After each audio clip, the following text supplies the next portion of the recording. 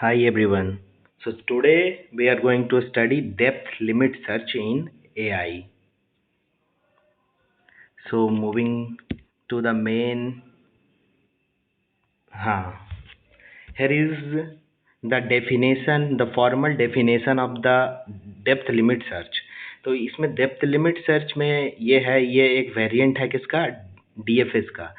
जो डीएफएस में कोई लिमिट्स नहीं होता है, वो इनफाइनाइट सर्च तक एक्सप्लोर करते रहता है. बस उसको रोकने के लिए उस पर लिमिट लगा देते हैं, तो उसी को क्या बोलते हैं, डेप्थ लिमिट सर्च. तो फॉर्मल डेफिनेशन है, एक बार हम लोग देख लेते हैं.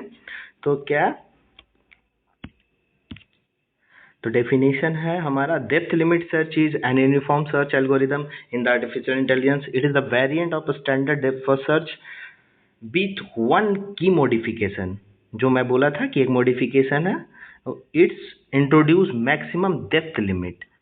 जो मैं बोला था कि एक डेप्थ लिमिट को इंट्रोड्यूस करता है to prevent the infinite exploration. मैं ऑलरेडी बोल चुका हूँ. हाँ, तो अभी हम लोग देखते हैं कि ये डीएलएस काम कैसे करता है. तो लेट्स मूव.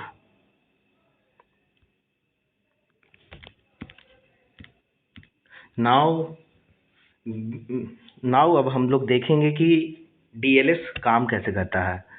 तो फर्स्ट में डीएलएस एल्गोरिदम क्या करता है, स्टार्ट रूट नोड. पहले रूट नोड को देखता है, इस इनिशियल स्टेट को देखता है. द फर्स्ट क्या करता है,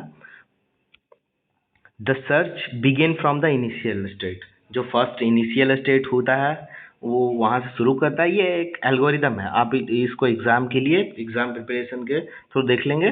हम लोग इसको समझेंगे एक रियल लाइफ एग्जांपल के साथ कि कैसे डीएलएस वर्क करता है. दूसरे बार सेकंड स्टेप क्या कर रहा है, ट्रैक डेप्थ. ये each node keeps a record of how far it is from the root. वो रूट से कितना दूर है वो नोटिस करता है. एक्सपैंड नोड लाइक डीएफएस, वो एक्सपैंड करता है डीएफएस की तरह ही. अप्लाई करता है depth limit. If depth limit reach to the depth limit then it's, फिर वो फर्दर ऊपर जाता है. फिर ये गोल टेस्ट करता है. If the goal is found within the limit then वो रिटर्न करता है.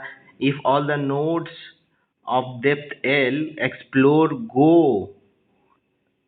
And no goal found then the algorithm reports cut off failure. वो फेल, अगर उसको नहीं मिला गोल तो वो बता देता है कट ऑफ फेल्यूअर कर देता है. तो अभी हम लोग इसको एक एग्जाम्पल के थ्रू समझते हैं कि ये डीएलएस हमारा वर्क कैसे करता है.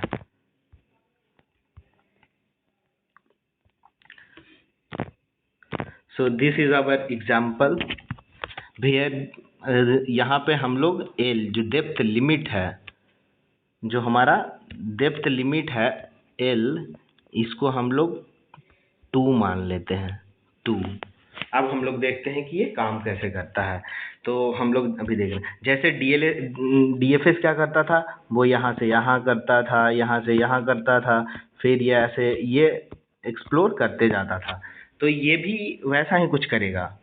पर इसमें क्या होता है कि यहाँ पे अगर हम L2 दे दिए, डेप्थ लिमिट 2, तो बस वो यहीं तक देखेगा, इसके अंदर वो गोल ढूंढेगा. तो सपोज हमारा गोल हो गया,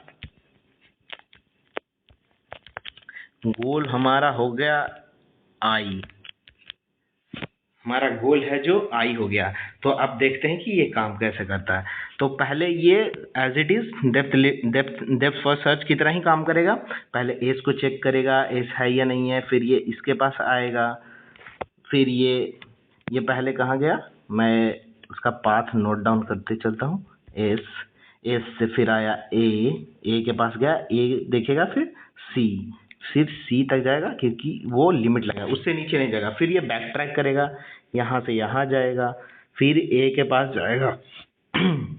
ए के पास जाएगा, फिर वो ए के बाद फिर वो डी को एक्सप्लोर करेगा, फिर डी के पास जाएगा, फिर वो बैक ट्रैक, क्योंकि डी भी नहीं है तो फिर वो बैक ट्रैक करेगा, फिर ए के पास जाएगा, फिर बैक ट्रैक करके यहाँ से ए से एस के पास जाएगा, एस के पास चला गया, एस के पास गया. फिर वो एस के बाद क्या देखेगा, एस के बाद वो फिर से जाएगा बी के पास, बी के पास गया, वो बी के बाद फिर जाएगा आई के पास, यहाँ से वो इस तरह से,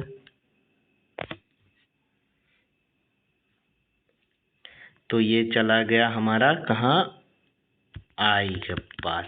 अब हमको गोल नोड फाउंड हो गया, मिल गया गोल नोड, तो गोल नोड मिल गया हमारा। तो I is our goal node found, goal node found. तो अभी हम लोग इसके आगे देखते हैं। तो हम लोग समझ गए कि कैसे काम करता है डेप्थ लिमिट सर्च। अब हम लोग देखेंगे कि हमारा जो है एडवांटेज और की फीचर्स वगैरह हम देखते हैं, एडवांटेज डिसएडवांटेज और की फीचर्स। तो पहले हम लोग क्या देखते हैं, की फीचर्स, जो हमारा क्या फीचर्स है इस डीएलएस एल्गोरिदम का। तो द फर्स्ट फीचर है is type, because type it's, मैंने बताया था इट इज अ यूनिफॉर्म और be called blind search. This have no any heuristic और प्रायर नॉलेज, पिछला कोई नॉलेज इसको नहीं है कि पहले हम यहाँ तक पहुँचे थे तो हमें इतना कॉस्ट लगा, फिर इतना कॉस्ट लगा, इसका कोई नॉलेज नहीं है। वो एक ब्लाइंड सर्च है, सर्च करता जा रहा है। उसका इसका नेचर, जो मेन नेचर है वो है डेप्थ फर्स्ट, वो पहले डेप्थ को ही चेक करेगा, बट रिस्ट्रिक्टेड बाई लिमिट। जो मैं बोला था कि मैं उसमें एक लिमिट सेट कर देता हूँ, तो वो उस लिमिट के अंदर में ही वो गोल को ढूंढेगा से। और जो मेन इम्पॉर्टेंट पॉइंट है वो है कंप्लीटनेस और ऑप्टिमिलिटी। तो ये कंप्लीट एल्गोरिदम है या नहीं, वो हम लोग देखते हैं। तो first, it's not a complete if the goal is lie deeper than L. ये कंप्लीटनेस नहीं है कब, जब हमारा जो गोल है, सपोज मैं आपको दिखा रहा हूँ यहाँ से,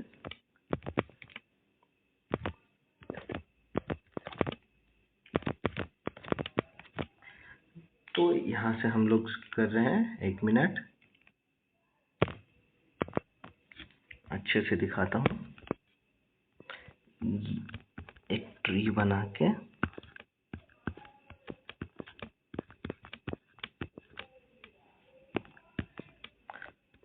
लेवल 0, लेवल 1, लेवल 2।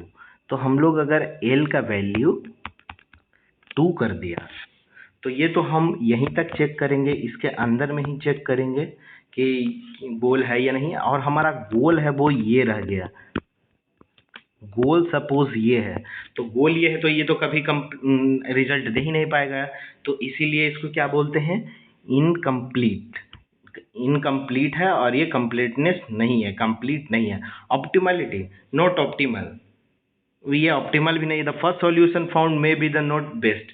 क्योंकि अगर मैं एक एग्जांपल इसी में देता हूँ कि suppose this S is our goal now, अभी हमारा ये गोल हट गया ये, और मैं इसको अपना गोल बना दिया हूँ। तो अगर ये गोल है, तो हम तो पहले इसको चेक करेंगे, इससे यहाँ जाएंगे, फिर यहाँ से यहाँ जाएंगे, फिर यहाँ जाएंगे, ठीक है।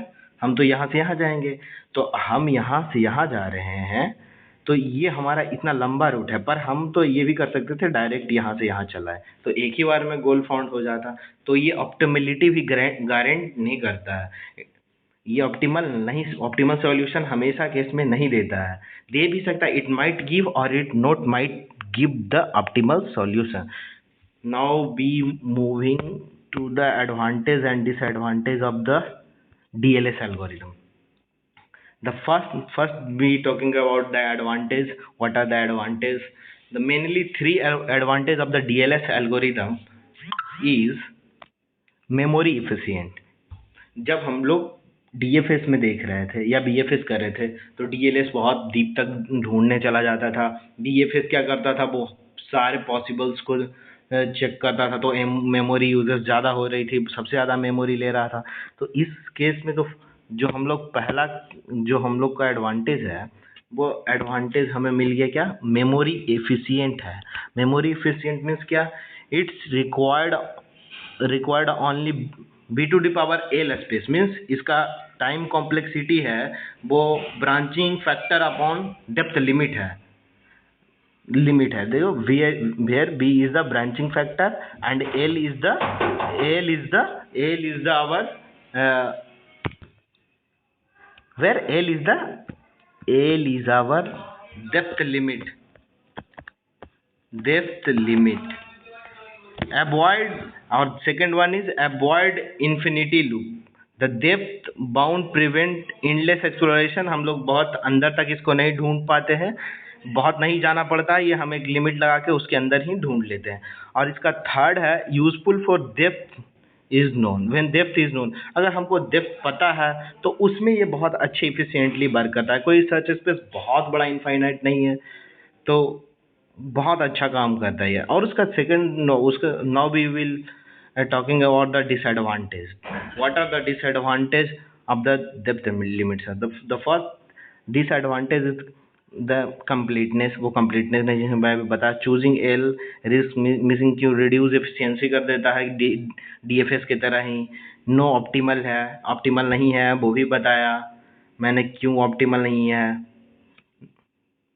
Now moving to the comparison of DLS with the other search algorithm. Now first comparison is DFS versus DLS. Our first comparison is DFS versus DLS improve BFS by preventing infinity descent. बस ये क्या करता है, बस prevent कर देता है infinity decent को। Second one is the BFS versus DLS. BF is the complete and optimal and taking huge memory, but there is a memory efficient है, it not guaranteed optimal। जो मैंने बताया है कि optimal गारंटी करता है नहीं करता। ये सब तो आप एग्जाम के लिए ये पॉइंट्स देख लेना। तो हम लोग तो thanks for watching this video. अगले वीडियो बनाते हैं हम लोग IDDFS पे, iterative deafening depth first search. तो तब के लिए टाटा बाय बाय।